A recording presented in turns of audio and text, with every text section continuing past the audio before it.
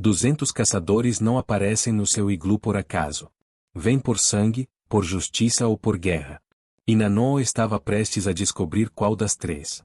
Mas voltemos ao começo. 18 horas antes, o vento ártico varria a tundra com uma violência que transformava a respiração em gelo e a pele em pedra. Nanoa tinha visto 42 invernos nessa terra implacável e sabia quando os espíritos estavam irritados. Aquela tempestade trazia a raiva deles em cada rajada, em cada nevasca que apagava o mundo além de 3 metros. Ele estava checando seu depósito de carne de foca perto da costa congelada quando viu uma forma cambalear na nevasca. A princípio achou que fosse uma foca jovem, desorientada e perdida. Mas focas não andam sobre duas pernas. Nem se movem com aquele passo desesperado e cambaleante de algo que luta para continuar vivo. Nanoa semicerrou os olhos contra a neve e sentiu o coração cair. Uma criança. Não mais que 8 ou 9 verões. Vestida com roupas encharcadas e rasgadas, tropeçando em círculos como presa que já havia desistido de fugir do lobo. A maioria dos caçadores teria percebido o perigo na hora. As tensões entre as famílias inuit da costa e os clãs do interior estavam no limite há meses. Uma disputa por territórios de caça. 3 semanas atrás, um jovem caçador do interior havia se afogado em circunstâncias que todo mundo sabia não ter sido acidente. O corpo foi encontrado com as cordas cortadas.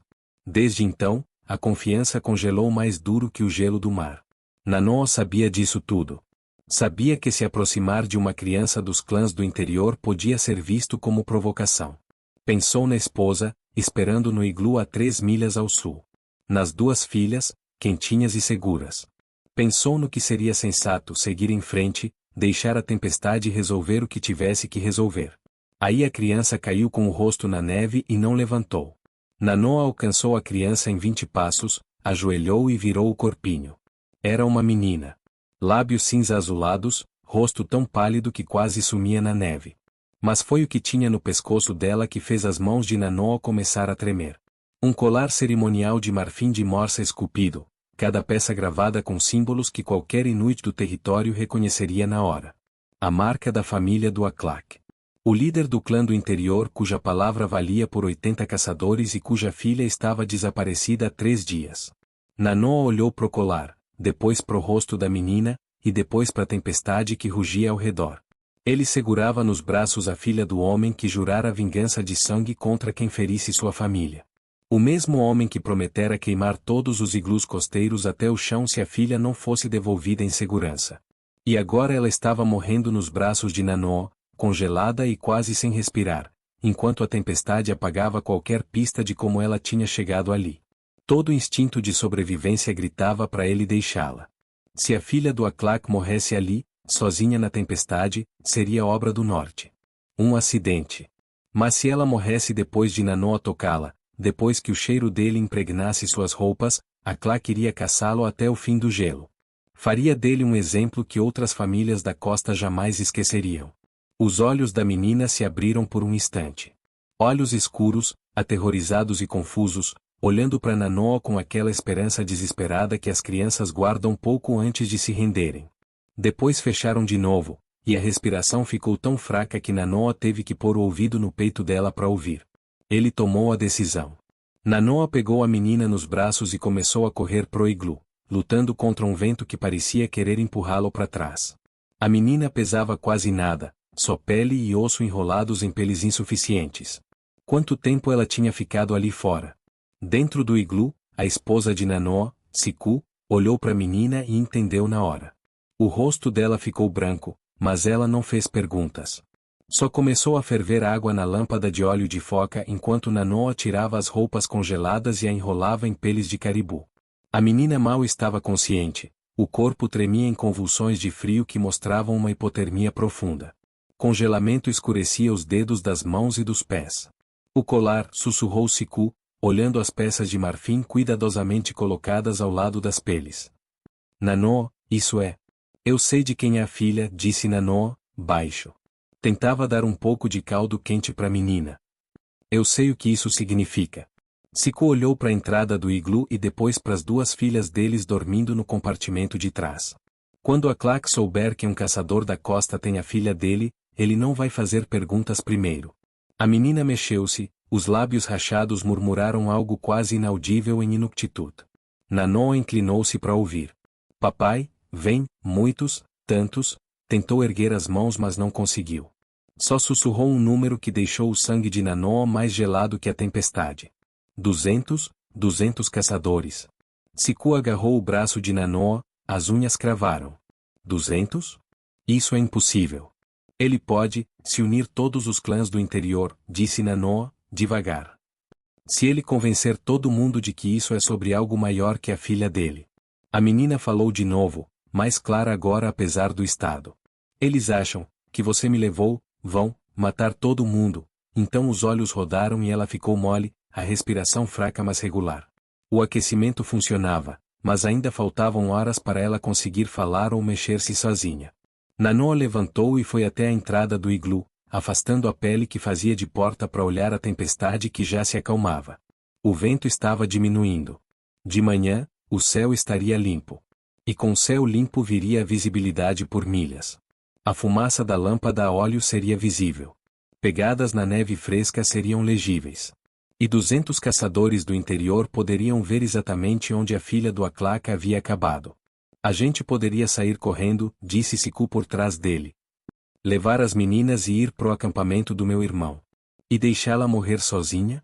E o que acontece quando Aklak seguir o rastro até aqui e encontrar nosso iglu abandonado com a filha dele dentro? Nanoa balançou a cabeça. Vai pensar que a gente a levou e fugiu. Isso seria ainda pior. Então o que fazemos? Nanoa olhou para a esposa, para as filhas dormindo, para a menina quase morta que tropeçou na vida dele e mudou tudo. A gente a mantém viva. E quando Aklak vier amanhã, a gente conta a verdade e espera que, por baixo da raiva, ainda exista um pai capaz de reconhecer a misericórdia de outro homem. Mas enquanto Nanoa se ajeitava para enfrentar a longa noite, não tirava da cabeça as palavras da menina. 200 caçadores. Isso não era um grupo de busca. Era um exército. E exércitos não se reúnem para fazer perguntas educadas. Se essa história já tocou o seu coração, inscreva-se em Tales of the North, porque quando o sol nascer e aqueles 200 caçadores aparecerem diante do iglu de Nanoa, o que acontecer vai colocar à prova tudo o que ele acredita sobre honra, sobrevivência e a tênue linha entre justiça e vingança. A menina acordou 3 vezes durante a noite, cada vez mais delirante que antes. Falava em pedaços, misturando Inuktitut com frases quebradas que formavam uma cena que Nanoa não queria imaginar. Estava colhendo frutas perto da floresta quando a tempestade começou. Perdeu o grupo. Andou por 2, talvez 3 dias, sem rumo no branco infinito. Pedia pela mãe, chorava por água e dizia palavras que faziam o peito de Nanoa se apertar de medo. Papai disse, nunca confie, no povo da costa. Os olhos febris fixaram-se em Nanoa com uma clareza repentina. Ele disse, que mataram Tulok, cortaram as cordas. Siku e Nanoa trocaram um olhar pesado à luz da lamparina de óleo de foca. Tulok. O caçador afogado. O fato que quase levou os clãs à guerra. Nanoa lembrava os murmúrios entre os seus. Alguns diziam que fora acidente, outros que Tulok caçava em águas proibidas. Seu pai está errado sobre nós, disse Nanoa, com voz calma, colocando um pano frio na testa da menina. Nem todos da costa são iguais. Mas ela já voltava ao sono profundo, o corpo ainda lutando contra a hipotermia. Ao amanhecer, o tom da pele estava melhor. O congelamento parecia menos grave. Se os espíritos tivessem piedade, ela salvaria os dedos. O sol nasceu às 6, pintando o branco da tundra em tons de rosa e ouro. Nanoa saiu e olhou o horizonte, o estômago afundou. Lá longe, formas escuras se moviam. Não eram caribus. Era algo ordenado. Uma linha de caçadores, estendendo-se como uma mancha sobre o gelo puro. Siku chamou, controlando a voz. Acorde as meninas. Vista-as bem. A linha se aproximava. Nanoa viu os detalhes, formavam um círculo de caça, cortando toda a fuga. No centro, num trenó puxado por cães majestosos, vinha uma figura que impunha respeito e raiva contida. Aklak tinha vindo pessoalmente. Atrás dele, exatamente 200 homens. Armas em punho, lâminas refletindo a luz do amanhecer. O velho Panik veio correndo pela neve, o rosto tomado pelo pânico. Nanoa. O que você fez? Dizem que você pegou a filha do Aklak. Eu não peguei ninguém, respondeu Nanoo. Encontrei ela morrendo na tempestade. Salvei a vida dela. E acha que Aklak vai acreditar nisso? Gritou Ponik, agarrando-lhe o braço. Um caçador da costa com a filha de um líder do interior? Vão fazer de você um exemplo. Siku saiu do iglu com as filhas Kina, 7 anos, e Pakak, 5 invernos, ambas tremendo dentro das peles. Leve-as pro iglu do Ponik, disse Nanoo. Eu não vou te deixar, respondeu Siku. Se Aklak quiser ouvir sua história, vai ouvir a nossa. Os caçadores pararam a 30 metros. Distância de caça. Desceram dos trinós ao mesmo tempo. O som de 200 homens movendo-se juntos parecia trovão distante. Nenhum grito. Nenhuma ameaça. Só o silêncio pesado. Aklak avançou. Enorme, rosto marcado pelo vento, olhos duros como lâmina. Caçador da costa disse, a voz cortando o ar. Você tem algo que me pertence. Nanoo manteve-se firme. Sua filha está ali dentro. Viva! Encontrei-a morrendo e trouxe pro calor. Só isso. Só isso, repetiu Aklak, com um tom mais mortal que qualquer grito. Quer que eu acredite que um homem da costa do mesmo povo que matou meu sobrinho Tulok, salvou minha filha por bondade? Quero que acredite na verdade, respondeu Nanoo. É tudo o que eu tenho. Um jovem caçador avançou, o arpão na mão, implorando por sangue. Aklak levantou a mão, e o silêncio voltou. Olhou o iglu, olhou Siku e as meninas. Traga ela para fora, disse baixo. Quero ver minha filha. E reze pros espíritos, porque se houver uma só marca que eu não reconheça, esses 200 homens vão te despedaçar tão devagar que seus gritos ecoarão 3 dias na tundra. Nanoo virou-se para o iglu. Ao afastar a cortina de pele, ouviu Siku prender o fôlego. A menina estava acordada. Sentada nas peles de caribu. Olhos arregalados. Reconhecimento, e pânico. Começou a falar depressa, em Inuktitut, a voz crescendo. Nanoo percebeu, horrorizado, que ela não chamava o pai, tentava avisá-lo. Algo sobre os caçadores. Sobre o próprio Aklak. Mas falava rápido demais. Desesperada demais. Antes que ele entendesse, a sombra enorme de Aklak encheu a entrada. O líder do clã entrou. E o que aconteceu a seguir decidiria se a misericórdia seria paga com gratidão, ou com a justiça que pinta a neve de vermelho e deixa o silêncio no lugar. Aklak entrou no iglu, e o espaço que até então parecia quente e seguro tornou-se de repente sufocante. O líder do clã precisou se curvar para passar pela entrada. Sua enorme silhueta bloqueou a luz da manhã. Seus olhos vasculharam o interior antes de pousarem, enfim, na filha. Por um momento, nada se moveu. Nem o ar. Nem o tempo. Então a menina falou, pai, por favor, ele me salvou. Me deu comida. Calor. Não me fez mal. Mas Aklak já não olhava para a filha. Olhava para algo no chão, ao lado das peles. Nanoo seguiu o olhar e sentiu o sangue gelar. As roupas rasgadas da menina, estendidas para secar. Do ponto de vista de Aklak, aquilo parecia exatamente o que um culpado tentaria esconder. Você tirou as roupas dela, disse Aklak, a voz tão baixa que foi pior que um grito. Ela estava encharcada, respondeu Nanoo, rápido. Hipotermia. Tive que aquecê-la ou ela morria. Minha mulher ajudou. Sua mulher. Os olhos de Aklak se voltaram para Siku. Então vocês dois tocaram minha filha. A despiram enquanto ela estava inconsciente e indefesa. A acusação pairou no ar como fumaça venenosa. Nanoo ouviu os caçadores do lado de fora se mexerem, percebendo a raiva do chefe mesmo através da parede de neve. A menina tentou sentar, gemendo com a dor nos dedos congelados.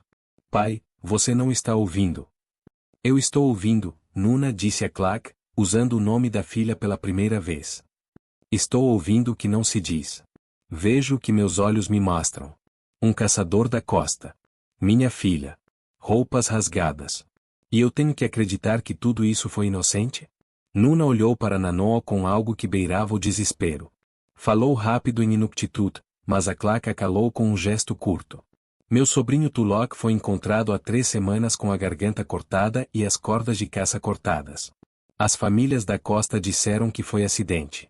Mas Tulok era o melhor leitor de gelo de 5 clãs. Aklak avançou um passo. E agora minha filha, perdida na tempestade, acaba no iglu de um caçador da costa.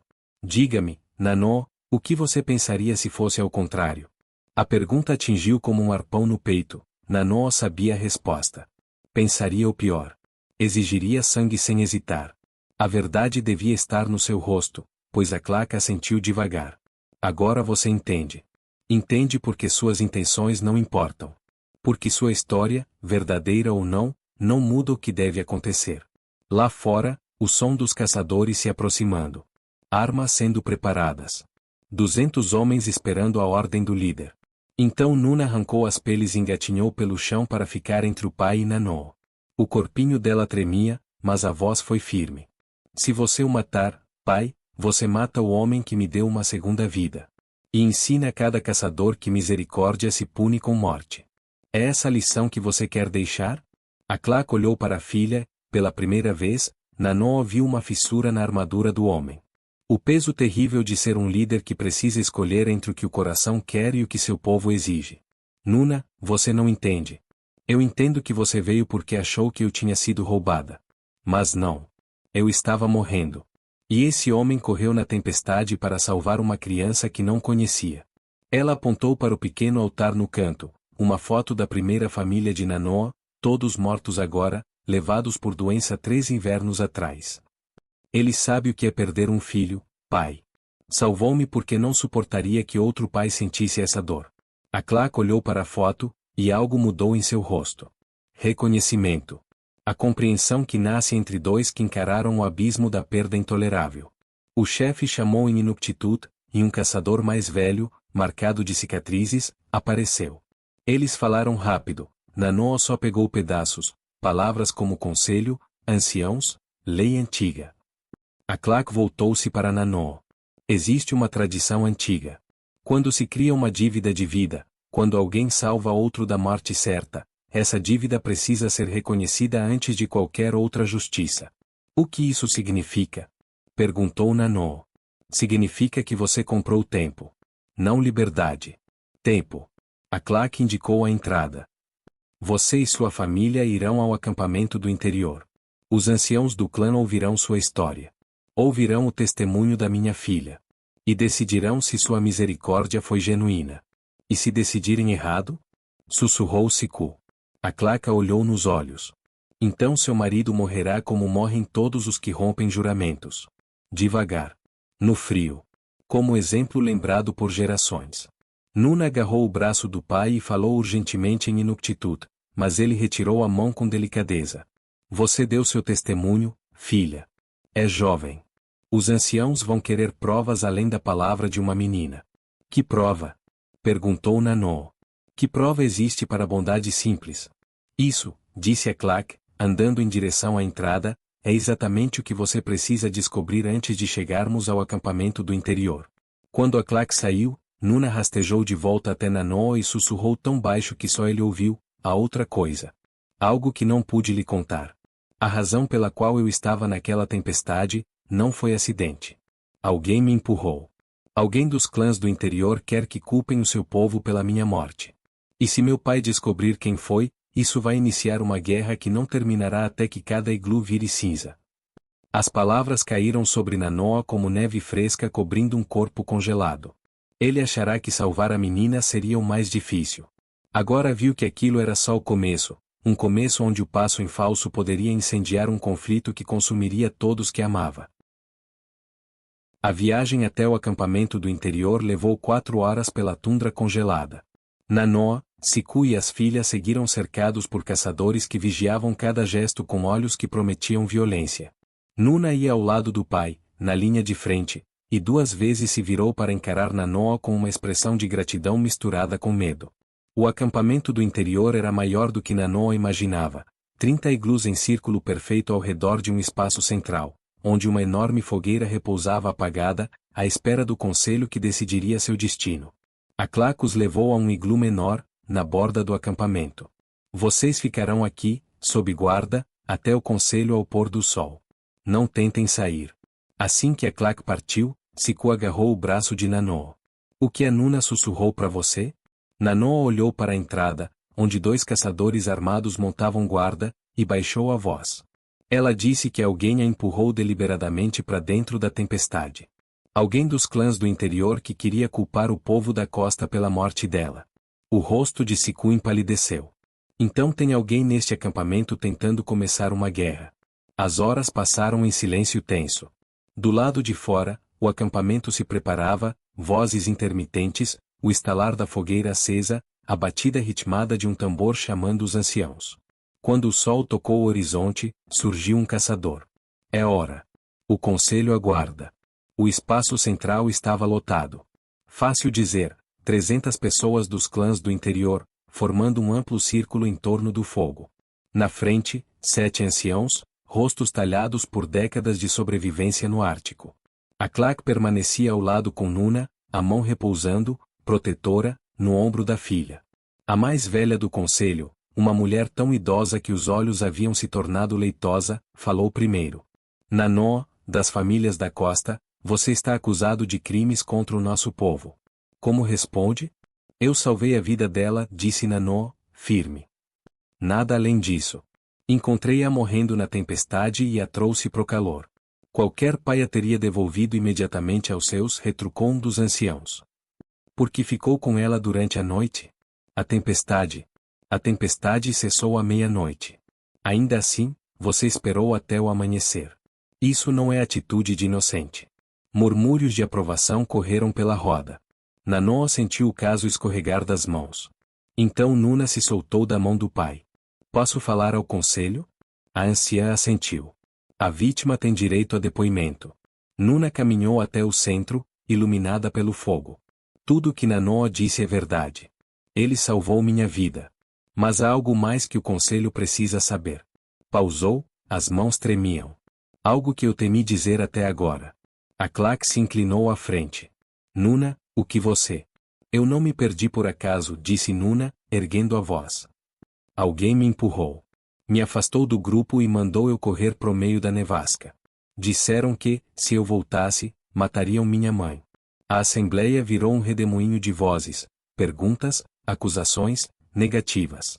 A Clack ficou paralisado, o rosto alternando choque e fúria. A anciã levantou a mão, e o silêncio caiu. É uma acusação grave, criança. Você sabe quem fez isso? Nuna girou devagar, varrendo a multidão com o olhar. Então fixou os olhos numa figura ao fundo, um caçador de meia-idade, rosto marcado, olhar gelado. O pai de Tulok, disse baixo. Malik me empurrou na tempestade. Disse que o povo da costa matou o filho dele e que a minha morte lhe daria a desculpa de que precisava para queimá-los todos. Malik não correu. Não negou. Ficou parado com um sorriso que gelou o sangue de Nanô. A menina fala a verdade. Eu a empurrei. E faria de novo. O assassinato do meu filho exige justiça, e se sacrificar uma criança me trouxer vingança contra um povo inteiro, é um preço que vale a pena. A multidão explodiu em horror genuíno. A Clack avançou sobre Malik com olhos de assassino, mas os anciãos clamaram por ordem. Malik disse à anciã, você confessa ter tentado matar a filha do seu líder para começar uma guerra baseada numa mentira. Mas também revelou uma verdade que este conselho precisa encarar, a morte de Tulok, as acusações contra os costeiros. O que de fato aconteceu? O sorriso de Malik se alargou. Meu filho foi assassinado. Isso é fato. Mas não por caçadores da costa. Apontou direto para Clack. Ele foi morto por ordem do nosso próprio líder. Tulok descobriu que a Clack negociava em segredo com as companhias mineradoras brancas, vendendo nossos direitos sobre a terra por ouro enquanto fingia resistir. A acusação ficou suspensa como uma lâmina. Todos se voltaram para Clack, cujo rosto se esvaziou por completo. Nuna ergueu para o pai um olhar de confusão e horror nascente. É verdade? Sussurrou. Pai, é verdade? O silêncio seguinte foi ensurdecedor. E, naquele instante, Nanô entendeu que havia caído em algo muito maior do que um resgate. Ele desvelara uma conspiração que tocava o topo da liderança do clã. Agora, em pé no centro de 300 pessoas reunidas para julgá-lo, Nanô percebeu que a verdade que trouxera à luz podia salvar sua vida, mas despedaçaria a frágil paz entre os clãs em partes que jamais voltariam a se encaixar. A Clack ficou imóvel por uma eternidade, com a pergunta da filha pairando entre os dois no ar congelado. O gigantesco líder do clã, temido e respeitado por centenas, de repente pareceu menor. Mais velho. O peso dos segredos esmagando ombros que os carregavam há tempo demais. Sim, disse enfim, quase num sussurro. É verdade. A reunião virou um turbilhão. Caçadores gritando acusações. Mulheres chorando traição. Anciãos pedindo ordem em vão. Nuna tropeçou para trás como se tivesse sido atingida, e Nanô avançou por instinto para ampará-la. A Claque ergueu as mãos, e o gesto, pura derrota, calou a multidão melhor que qualquer comando. Meu filho estava doente. Morrendo. Os médicos brancos dos povoados do sul tinham remédio, mas exigiram algo em troca: direito sobre a terra, permissão para avançar sobre nossos territórios de caça. Então você nos vendeu, cuspiu Malik. Vendeu nosso futuro por uma criança. Eu salvei meu filho. O brado de Aklak silenciou até Malik. E sim, fiz um acordo com as mineradoras. Um pedaço pequeno de terra por remédios. Mas Tulak descobriu. Passou a ameaçar me expor aos clãs. A voz murchou. Então, sim, mandei-o verificar gelo fino. E sim, eu sabia que ele não voltaria. Nuna chorava agora, lágrimas silenciosas. Você o matou. Matou Tulak para esconder sua vergonha. Eu fiz para proteger o clã. A voz de Aklak rachou. Se a verdade saísse, tudo desabaria. A anciã se ergueu devagar, olhos leitosos vendo além de qualquer olhar. E você deixou Malik acreditar que os costeiros eram os culpados. Deixou o ódio crescer entre nossos povos. Pausa. E quando Malik tentou matar sua filha para começar a guerra atrás da qual você se escondia, você a teria deixado morrer para não admitir seus crimes. Não, disse Aklak, mas sem convicção. Você nunca quis encarar as consequências das suas escolhas, disse a anciã. Quase ninguém quer. Mas é isso que separa líderes de covardes. Ela se voltou para Nanô. Você veio esperando ser julgado por salvar uma criança. Em vez disso, revelou verdades que vão remodelar nosso mundo. A pergunta é, o que faremos com elas? Nanô percorreu o círculo com os olhos. Malik, cujo luto apodrecera em ódio. Aklak, liderança em ruínas. Nuna, dividida entre amor e horror, e sua família, Siku abraçando as filhas. A verdade é simples, disse baixo. Eu salvei uma criança porque não suportei ver mais uma morrer. O resto, política, rancores, mentiras, pertence a vocês. Mas talvez o fato de um caçador da costa ter arriscado tudo pela filha de um líder do interior signifique algo. Talvez signifique que não somos tão diferentes quanto fingimos. A anciã assentiu. Sabedoria de onde menos se espera. Voltou-se aos clãs. Aklak confessou assassinato e engano. Pelas nossas leis, perde a liderança. Malik confessou tentativa de assassinato de uma criança. Pelas nossas leis, será banido. Pausou. Mas este conselho reconhece que ambos os crimes nasceram do mesmo veneno, a crença de que a sobrevivência do clã justifica qualquer ato, por mais sombrio que seja. Ela indicou Nanô. Este caçador da costa tinha todos os motivos para deixar a filha do nosso líder morrer. Seria mais seguro. Mais esperto. Ele escolheu a misericórdia. Ao fazer isso, nos mostrou um caminho que havíamos esquecido. Outro ancião se levantou. O conselho propõe, Aklak deixará o cargo. Seus crimes serão registrados, mas ele não será executado, agiu por amor deformado pelo medo. Malik será banido de todos os territórios do interior. E Nanô será reconhecido como ponte entre nossos povos, lembrança viva de que bondade não é fraqueza e de que a misericórdia pode ser mais forte que a vingança. A decisão recebeu reações mistas, concordâncias, resmungos, mas ninguém desafiou o conselho. Aklak aproximou-se de Nanô lentamente. Você salvou minha filha quando podia ter se salvado ignorando-a. Fui à sua casa pronto para matar por crimes inventados enquanto escondia os meus. Estendeu a mão. Eu não mereço seu perdão, mas o peço mesmo assim. Nanô olhou aquela mão, pensou em tudo, pensou em Nuna, viva, ali, e apertou-a com firmeza. Todos erramos quando temos medo. O que mede um homem é admitir e tentar ser melhor. Nuna correu e abraçou Nanô com força. Obrigada por me salvar. Por dizer a verdade. Por ser mais corajoso que todos nós. Quando a reunião se desfez, A família de Nanoa ficou sob o surgimento das luzes do norte tingindo o céu de verde e ouro. Siku se encostou nele, exausta e aliviada, enquanto Kina e Pakak olhavam para cima, maravilhadas. E agora? Perguntou Siku. Agora a gente volta para casa, disse Nanoa. Pro nosso iglu. Pra nossa vida. Mas tudo será diferente. Os clãs vão conversar em vez de lutar. Trocar em vez de saquear. Tudo porque uma criança se perdeu e um caçador escolheu a bondade em vez do medo. Nas semanas seguintes, o iglu de Nanoa virou ponto de encontro entre famílias da costa e do interior que queriam reconstruir a confiança. Nuna visitava com frequência, levava a mãe e ensinava Kina e Pakak as canções antigas. A Clack, sem o comando mas não sem respeito, passou os anos restantes desfazendo o dano de suas mentiras. E, em noites límpidas, quando a aurora dançava, viajantes às vezes paravam no iglu de Nanoa para ouvir a história do caçador que salvou uma criança, assim, impediu que dois povos se destruíssem. O norte é duro e implacável, tira mais do que dá. Mas às vezes, na escuridão mais fria, um único gesto de calor acende um fogo que dura gerações. Nanoa aprendeu que misericórdia nunca é desperdício, que coragem às vezes tem rosto de bondade e que as batalhas mais difíceis não se lutam com armas, e sim com a decisão simples de fazer o certo quando tudo manda desviar o olhar.